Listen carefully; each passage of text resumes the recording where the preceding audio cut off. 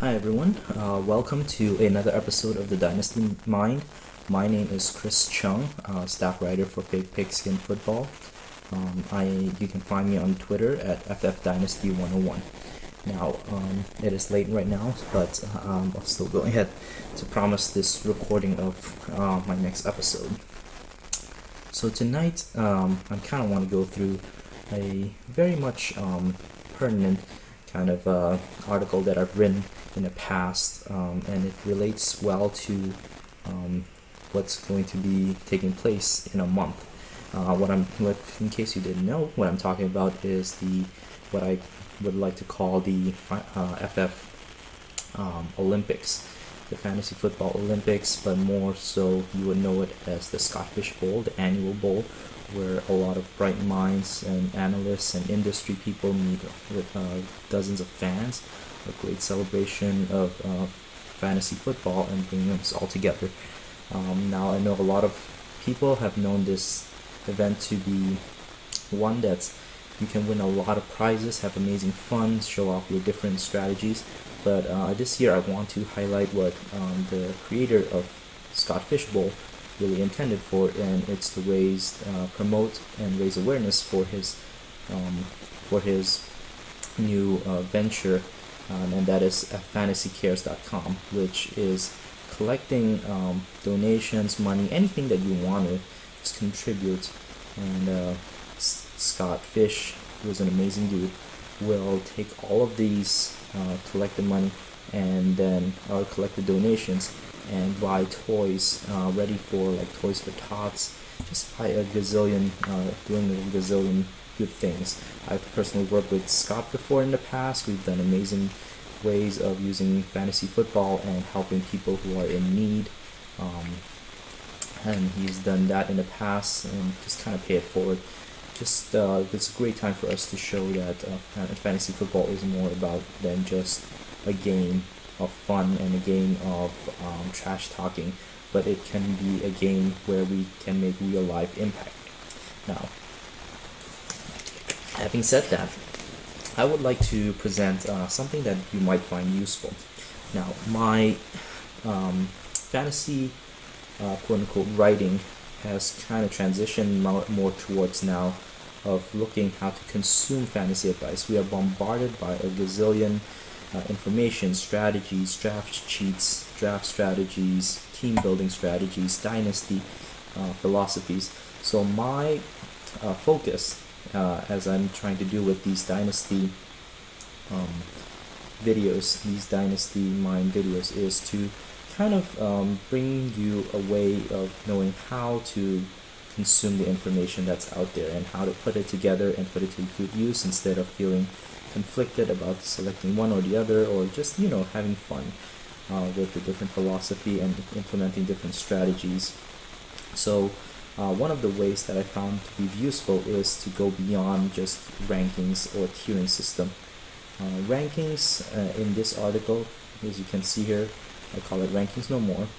I've detailed why in this article why rankings have been such unsuccessful, I would have to say, for myself, and perhaps many of you share the same frustration of rankings, how rankings doesn't really help you build the team that you kind of like, because a lot of times these rankings are very, very linear in the way that they put players right after each other, and you can only value this player ahead of that player, but what happens if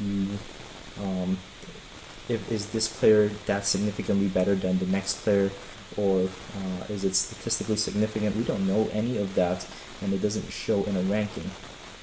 I know a lot of people prefer to plug and play, kind of just take these draft sheets, take these rankings, and just apply it, but it's missing a whole chunk of context and ideas behind those who created these rankings.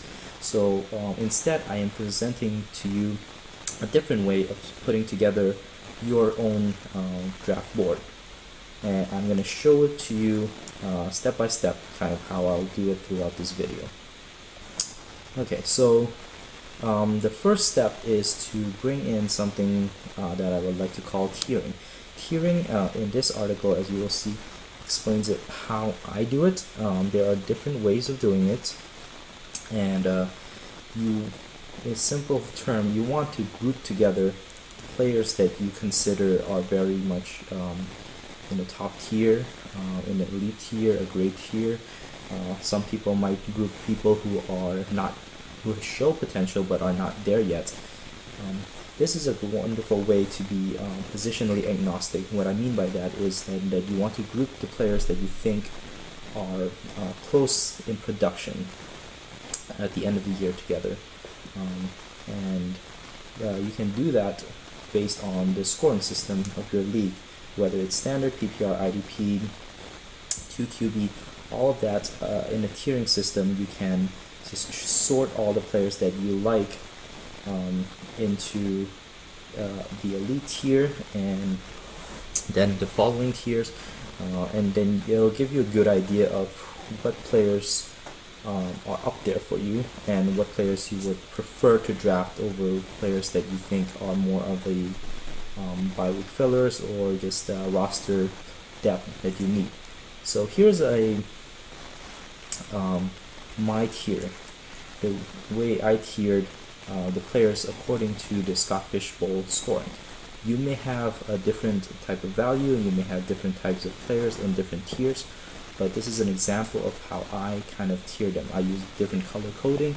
I use a spacing because visually it's more appealing to show me where the breaks happen for me. And I did not necessarily put the players that I like ahead of the other.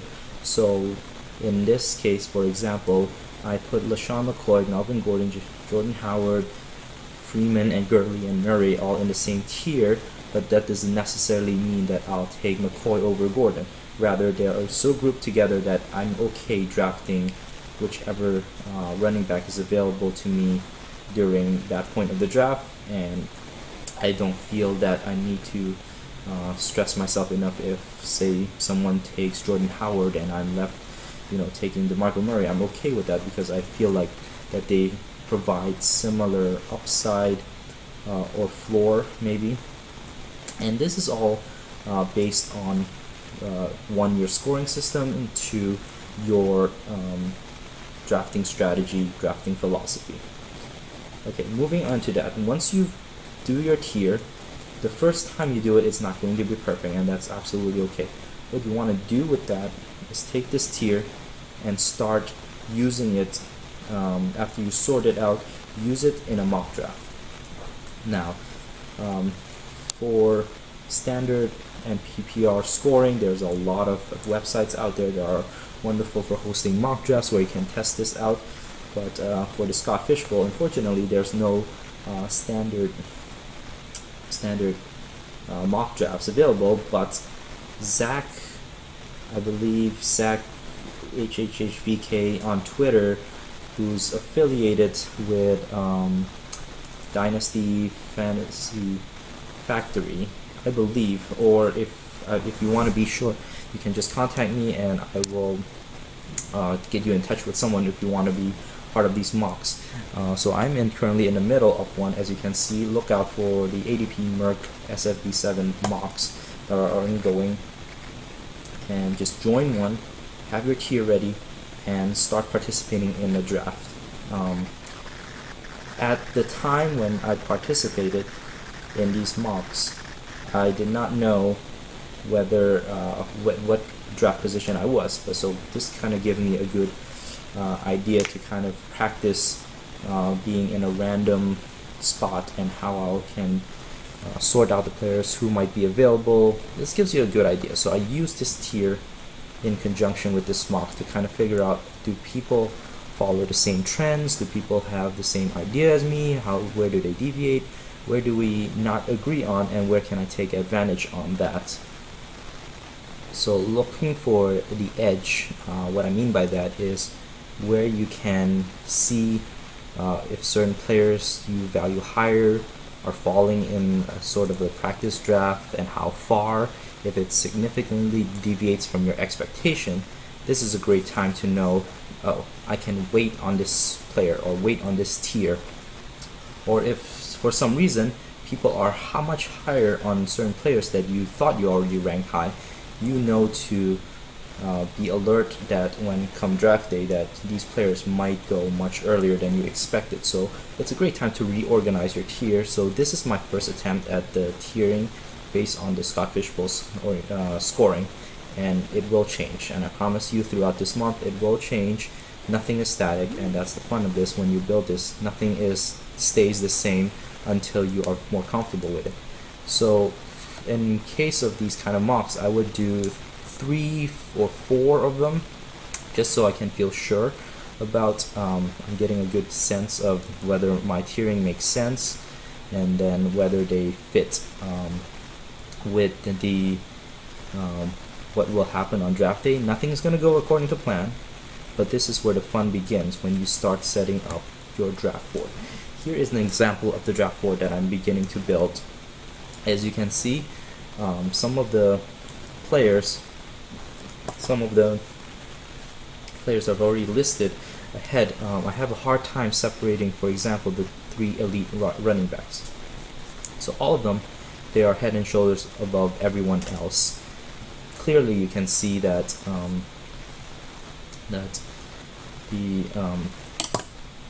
you can see that I've ranked all 3 ahead of everyone.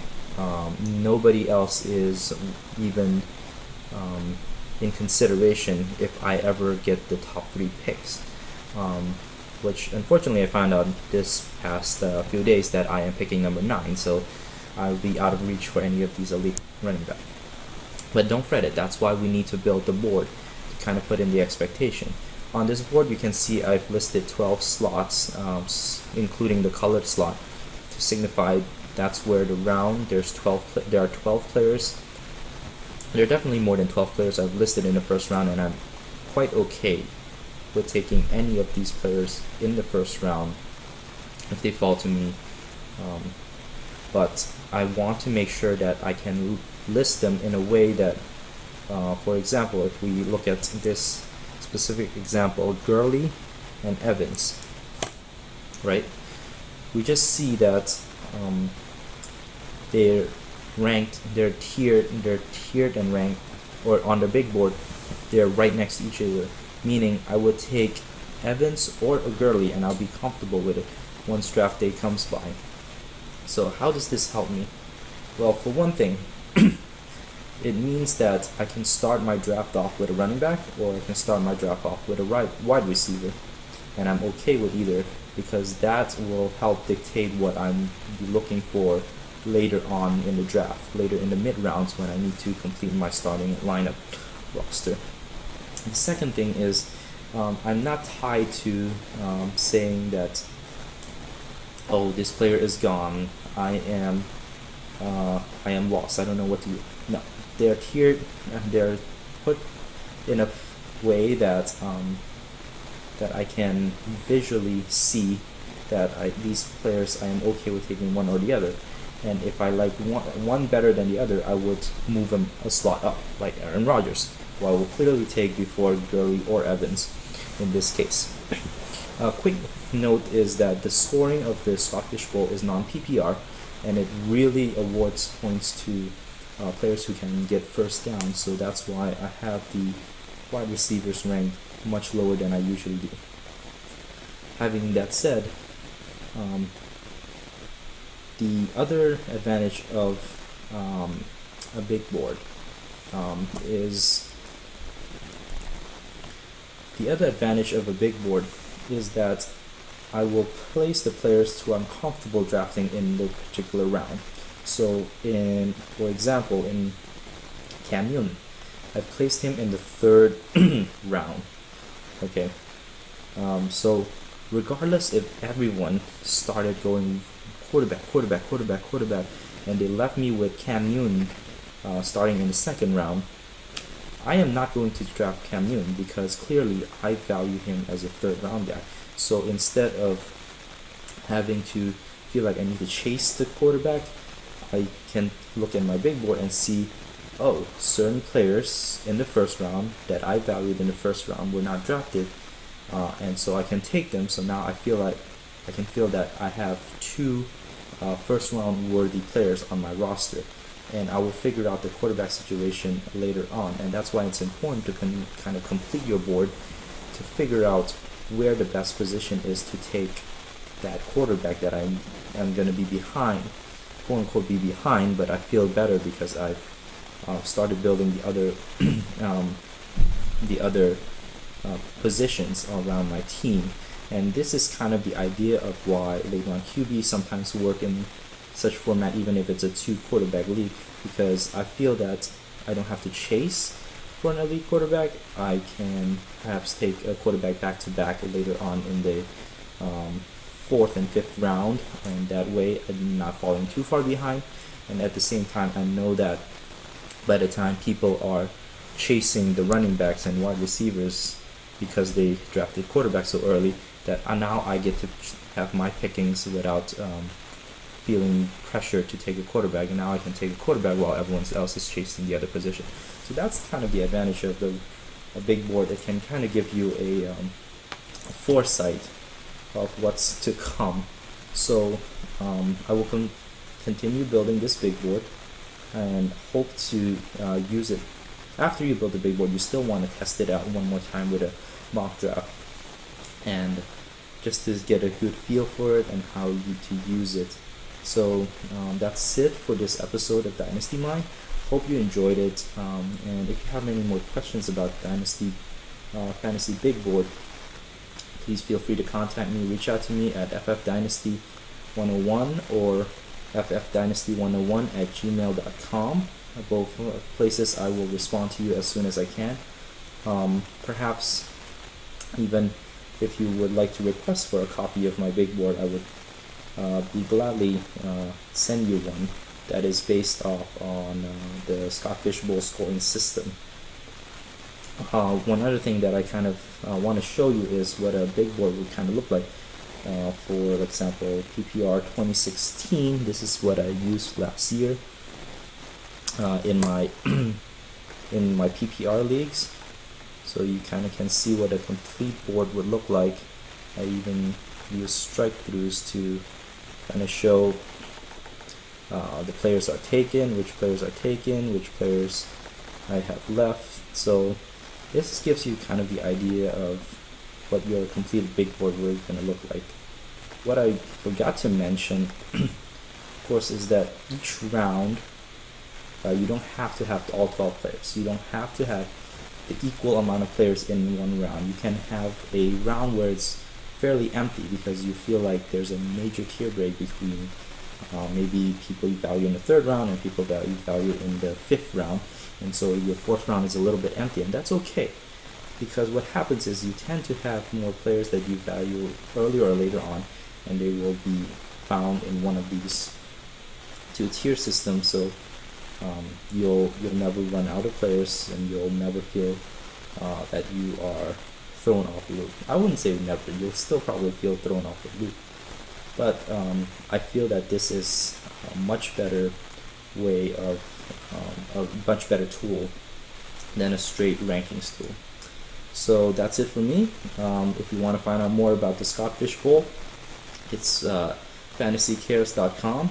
If you want to find out more about our stuff at fakepigskin.com, feel free to visit our site. All the information there are free, and we have wonderful and great writers who are top-notch, and you won't believe the contents that you are getting for free. Alright, here's another episode of Dynasty Minds. Have a good night.